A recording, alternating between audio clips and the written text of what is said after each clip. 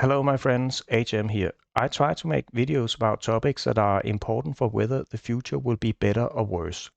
Today's video is day 2 in the Russian Civil War, and I'll give you the news updates. I'll make it pretty brief because then I can make more videos that are more up to date. So let's begin. Okay, so let's go to my browser here, and I'll give you the most important news first, and that is that Wagner, the mercenary group led by Prigozhin, has taken control of the two main supply hubs for the Russian army in Ukraine. And we can see that on this map here. So here we have Ukraine. The red areas or light red areas are areas that the Russian army control inside of Ukraine. And let's zoom in now and see where Wagner has taken control. The first city they have taken control of is this city called Rostov-on-Don. It is this one here, and you can see all the roads that are leading into this city. That's a clear sign. It's a massive city. And that's where they have all the stuff coming in that are then transported by railroad, for instance, down here to Crimea, but also by highways and railroads all the way up and supplying the Russian army here. But there are, of course, one other important city supply route, and Wagner has also been reported now to have taken control of that, and I'll just move up to find that. Here it is. It is this Voronezh. It's 200 kilometers from Ukraine, but it's another major city. If we go in, you can see there are also lots of highways and stuff that's coming into this city. So basically now the situation is that Wagner controls the supply of ammunition, food, and fuel to the Russian army in Ukraine. And the Russian army is predominantly located inside Ukraine. They have pretty much nothing, no army left in the rest of Russia, which is enormous. So all the army is down there, like 90% of it. So they have a situation there, the Russian army. On one side, they are fighting Ukraine. And on the other side, Wagner is now in a position to tell the commanders in Russia, are you with us or are you against us? If you are with us, you will get supplies. If you're not with us, we'll cut your supplies. That's how I interpret the situation currently. But there's, of course, other things that are happening that are super important. They are moving towards Moscow and from this Voronezh city. And let's see how long the distance is from Moscow from this city here. Okay, here it is. That's 450 kilometers. You can drive that in a couple of hours if you have free access. And that's another thing. Apparently, Wagner didn't meet any significant resistance at all when they took over Rostov-on-Don city.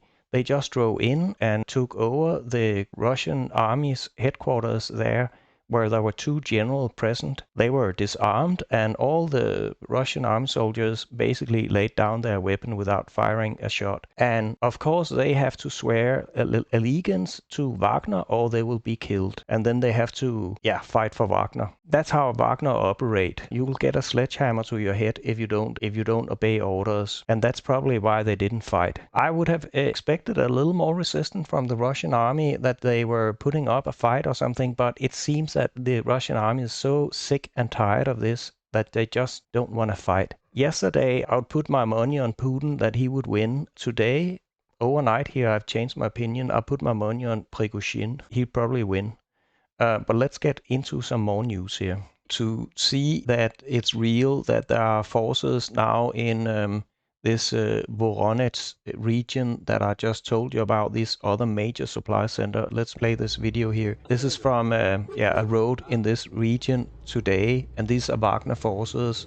There are lots of them, and they are well equipped. They have this one is an air defense system that can shoot down helicopters and airplanes, and you can see lots of cars. Of course, they could easily get that. They can just grab civilian cars and stuff. So if they lack anything, and lots of trucks. They have tanks, lots of tanks. Some of these will be heading towards Moscow, but 25,000 men with heavily armed. The only thing they don't have is an air force. So I'm not even going to play the rest of the movie. It's too long, and it just continues. Lots of them. And then there's a tweet here. It's from Antons Gerasimov's YouTube channel. He has 400,000 followers, but this one is important. Putin made the wrong choice. After Putin made a speech where he said that Wagner will be punished hard and so forth. So he clearly said that the Russian army should destroy Wagner. So Wagner has responded to that. Wagner PMC here, Telegram channel, has said Putin made the wrong choice. All the worse for him. He'll get the sledgehammer treatment when they arrive in Moscow if they can overwhelm whatever forces there are in Moscow. It won't be much. It will be mostly be police forces. And police forces are no match. They don't have tanks and armored personnel carriers and artillery and all kind of stuff. So yeah, it will begin soon, the fighting in Moscow. And they say here, soon we'll have a new president. And then we have a funny one here, a meme with Prigozhin here, the leader of Wagner. He previously was the chef for Putin, where he served him delicious food. And here we have this meme. And this dish is called Russian Civil War. So Putin has been served. Now here we have another news. It says that Putin's plane just took off from Moscow, so apparently Putin is leaving Moscow. He doesn't feel secure there. And I'll just give you a few other people who are leaving Moscow right now. This one is a very well-known Russian propagandist, Solovyev, this guy here who's talking. He's talking from his car, apparently, so he's on his way away. And I guarantee you he's on his way out of Moscow, away to a safer zone. But this guy here has been the #1 propagandist for the Russian television, and he's apparently fleeing. And he said, every kingdom divided against itself will be ruined, and every city or household divided against itself will not stand. Yeah, he's right about that. It's a difficult time. I didn't think I'd live to this, he said. Now here's another video of Wagner people in a several kilometers long convoy. So thousands of Wagner soldiers that are located in this Voronezh region. So they already have thousands of Wagner soldiers in this region heading towards Moscow, at least some of them. Okay, and here we have some pictures of entrances to Moscow that's filming Russian forces that are stationed there. But if you can see, they only have a few armored personnel carriers and there are 0 tanks. They don't have any tanks. Wagner is coming with tanks. I don't think there's any tanks at all in Moscow area.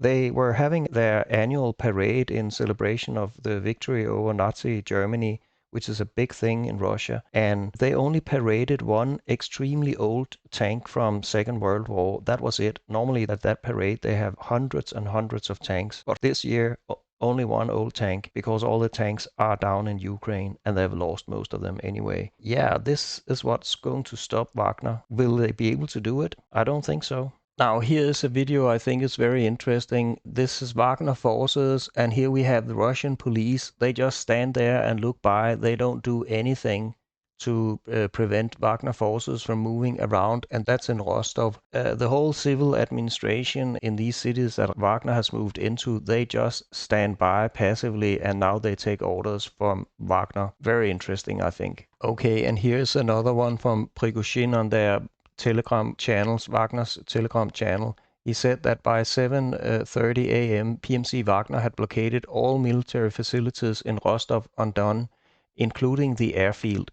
So now I'm actually wondering how long it will take before Wagner will have an air force, because if they're taking over airfields with helicopters and airplanes from the Russian army, then the pilots there will be told either you take orders from us or you will get the sledgehammer treatment. These pilots have really no choice but to work for Wagner. And here's a video about that perhaps the government of Belarus is also fleeing now because they fear a military takeover in Belarus. The military in Belarus, White Russia, has refused to invade Ukraine when Lukashenko, it is called, ordered them to invade Ukraine because it was pressured by Putin, but they wouldn't do it. So I'm almost certain that he will also lose power soon, and the Russians will be kicked out of White Russia. And this tweet here is just that Belarus government left Minsk at midnight and landed in Bodrum, Turkey. And this is an airplane that's known for traveling around Lukashenko and family. Now here's a tweet that says that the Russian Air Force are attacking Wagner convoys of equipment, and Wagner is able to shoot some of them down. They have shot down 2 Mi-8 helicopters and 1 Mi-35. There's also reports that many of these helicopters that are attacking Wagner convoys have half of the time they're destroying civilian vehicles with civilians in it. But that's normal for the Russian army. They just fire indiscriminately. And I guess they can't avoid hitting civilians because there are civilian vehicles packed in between the military vehicles of Wagner. And they probably have done that deliberately to create a propaganda gain from that civilians are being killed in large numbers now if they're attacking in force. Now here's another, I think, interesting thing.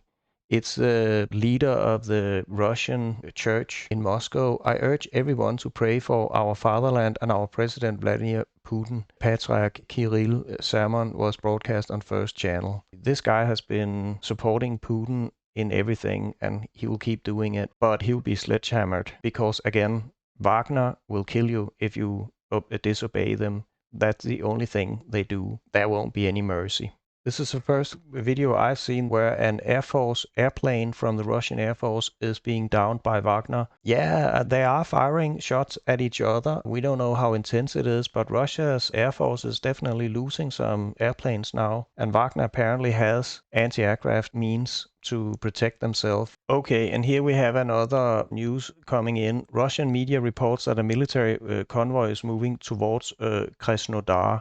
Let's go to a map to see where this Krasnodar is. It's a major city down here in front of Crimea.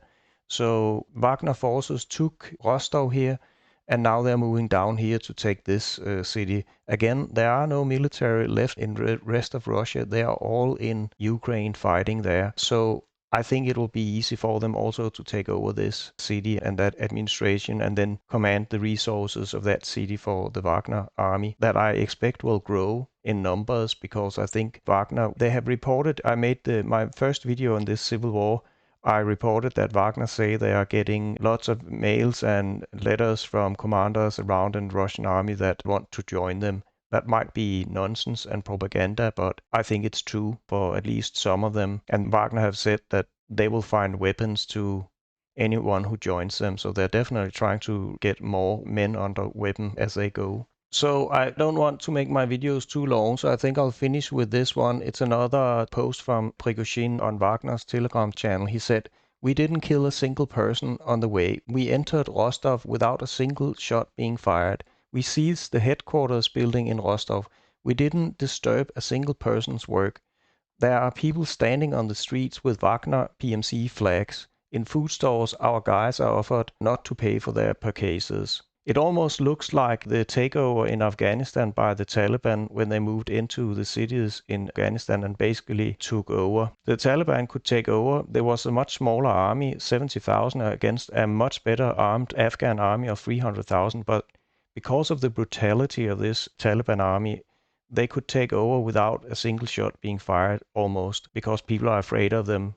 And they just lay down their arms or start taking orders immediately when they come in. And, you know, Taliban has another way of killing people who disobey them. Instead of a sledgehammer that is kind of the emblem of Wagner, they tie people's legs up and then they drag them behind a pickup truck until their skin are ripped off and they bleed out and die. That's a painful way of killing people. And if you have been only committing a small crime like theft or something, then you are giving the merciful death with just a quick execution instead of this torture. Yeah, I'm more and more beginning to think that Prigozhin is probably going to be Russia's next president and might happen quite fast.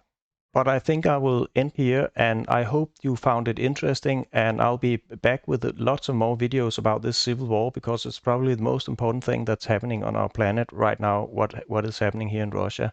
And please subscribe to my channel if you want to see more of my stuff here and my take on what is happening. I hope we can get to 1,000 subscribers so I can start doing live videos about this. That's a requirement from YouTube, and I don't have 1,000 subscribers yet. So please subscribe. I'll see you next time.